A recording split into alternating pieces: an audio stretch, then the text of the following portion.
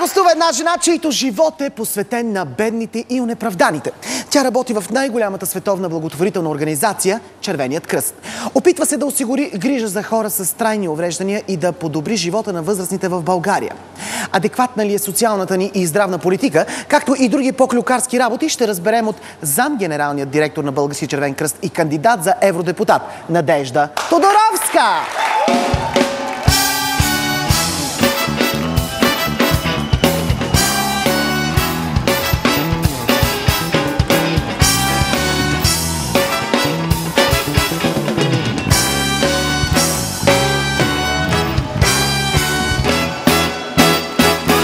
Добре дошла! Добре заварили. Много ми е приятно, че сте тук. На мен още повече в това хубаво студио, с този хубав бенд. Нали? Благодаря! Благодаря. Може да си говорим на ти? Разбира се, ще ми бъде приятно.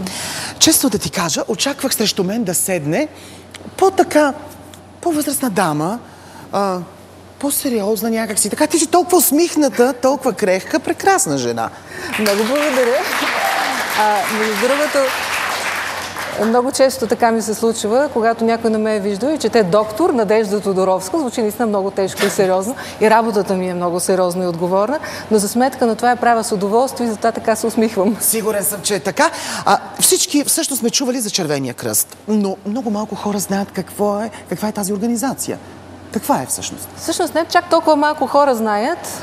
По света това са над 500 милиона, които са членове на Червения кръст и Червения полумесец. В 189 страни има национални дружества, в които се разпространяват хуманитарните идеи на Анри Дюнан. Няма да изпадам в подробности, но само ще кажа, че преди 150 години, на 24 юни, понеже наближава тази дата, възниква идеята за Червения кръст след една много жестока битка край Солферино, когато един красив, елегантен женевски търговец минава точно след битката и вижда на полето над 60 000 души, които лежат след тежко сражение, ранени, пъшкащи и нямащи кой да им помогне. Тогава той организира от Солферино, от близкото селце, доброволци, с които започва да помага на тези ранени. Така тръгва и тази велика хуманитарна идея и този човек в последствие става първият носител на Нобеловата награда за мир. А Българският червен кръст е от 131 години, ще стане тази година, е създаден от митрополит Серафим. И трябва да ви кажа, че толкова много хора са се заредили с тази позитивна енергия, че и до ден днешен има много доброволци, които реално помагат на други, които се нуждаят от подкрепа. Дай Боже да стават все повече и повече, т.е. те работят напълно безвъзмездно. Да, организацията ни има така един административен състав в цялата страна от 450 човека, но останалите хиляди, значи около 13 000 активни доброволци имаме.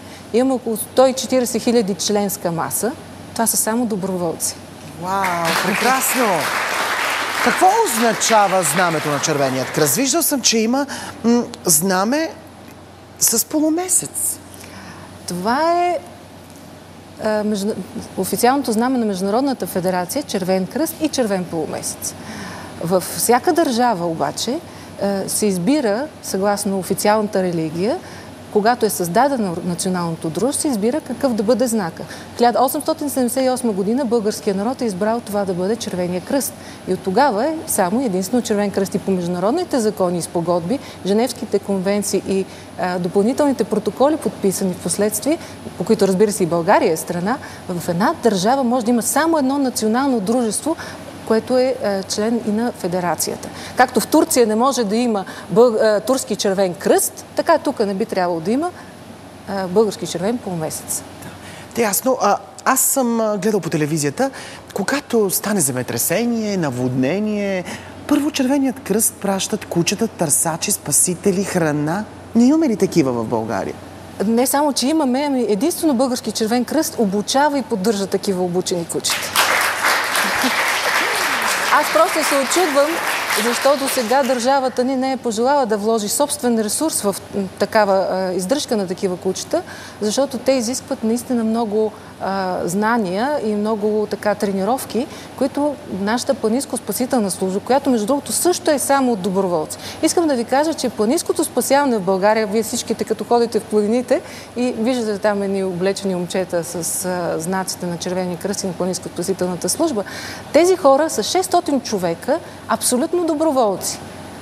Лекари, алпинисти, хора, които във всеки един момент са готови в случай на криза, на нужда, да зареждат семействата си, дома си, работата си и да дойдат и да помогнат.